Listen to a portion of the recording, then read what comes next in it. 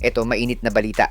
Eto, good news mga idol, Malik Diouf at Elizabeth Means malapit nang makalaro sa Gilas National Team matapos aprobahan ng Senado ang ikatlong hearing sa kanilang naturalization process. Pero ang tanong ng fans, bakit hindi kasama si Benny Boatwright? Samantala, Angelo Kwame, malabo daw maging local sa FIBA this year pero may pag-asa siyang makapaglaro sa Asian Games this year as local. Tara, pag-uusapan natin ang mainit na balita na yan. Pero bago yan, like and subscribe lang mga kabady para sa latest basketball news and highlights.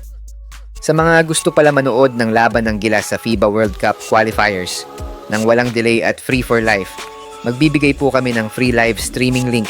All you have to do is i-like lang po ang aming Facebook at YouTube channel para mabigyan po kayo ng unlimited access sa mga sports games sa buong mundo. Isang malaking update mga idol para sa Gilas National Team ang pagkaka-approved sa ikatlong hearing ng naturalization ni Malik Diouf at Elizabeth Means. Sa latest update ng SBP kahapon nga ay inilabas nila ang good news na nasa final reading na ang bill ni Diouf at Means para mabigyan na sila ng Filipino citizenship dito sa Pilipinas. Si Senator Francis Pangilinan nga daw ang nag-sponsor ng bill ni Diouf at Means para sa huling hearing nito at soon nga ay maaprubahan na ng Malacanang ang pagiging Filipino ng dalawa. Isa nga si Malik Diouf sa players na kinuha ng SBP para sa 3x3 event pero ayon kay Diouf ay open naman siyang maging part ng Gilas main team kung sakaling kunin siya ni Coach Tim Cone. Samantalang wala pa namang balita kung mapupunta si Means sa Gilas Women 5-on-5 event dahil ilalagay din ata siya ng SBP sa 3x3 dahil active pa sa roster si Vanessa De Jesus na siya talagang naturalized player ng Gilas Women. Pero ang pinakatanong ng Gilas fans, nasaan si Benny Boatwright? Sa latest update ng SBP, hindi pa ata na isama sa final hearing ang papel ni Benny dahil hindi pa daw ito pumupunta dito sa Pilipinas at may commitment pa sa KBL. Sa batas kasi ng Pilipinas, kailangan umattend personally ng isang player sa hearing para sa pag-a-approve ng kanyang naturalization at sa kaso nga ni Benny ay siya na lang ata ang hinihintay para sa final reading ng kanyang mga papel.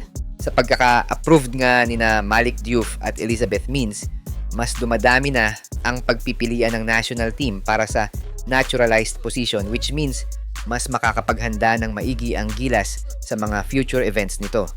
Hopefully lang ay walang magiging problema sa kaso ni Boatwright dahil isa si Benny sa mga inaasahang magiging kapalit ni JB sa Gilas main team lalo na sa pagpasok ng second round ng FIBA World Cup qualifiers.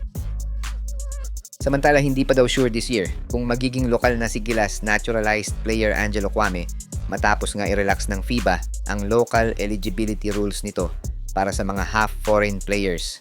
Matatandaan nga na earlier this year ay inilabas ng FIBA ang bagong rules nito para sa mga half-foreign players matapos nilang i-revise ang age ng mga eligible half-foreign players for national teams. Mula sa 16 years old to 18 years old na kasi ang magiging rules basta nakapag-secure sila ng passport before the age of 18. Ito nga ang nagiging balakid ngayon sa mga naturalized players since nag-focus ngayon ang FIBA sa mga players na may mga dugong lokal para makapaglaro sa kanilang national team. Bagamat sa kaso ni Angelo Kwame na mahigit 10 taon na dito sa Pilipinas, ang 10-year residency rules nga ang tinitingnan ng karamihan para ma-approve siya as local at makapaglaro siya sa national team. Hopefully lang ay makalusot si Kwame sa FIBA dahil malaking bagay pa din siya kung sakaling makapaglaro siya as local sa Gilas main team. Eligible pa naman si Kwame na maglaro sa Asian Games dahil hindi pa naman napapalitan ang rules nito para sa mga naturalized players at posible pa nating makita ang tandem nina JB at Kwame. Siya nga pala mga idol sa mga naghahanap ng legit na Gilas jerseys at iba pang paraphernalia ng Gilas. Pwede mong i-click yung product link sa gilid ng aking mga video at makikita mo na sa kanan ang lahat ng legit stores na nagbebenta ng mga high quality merch ng Gilas.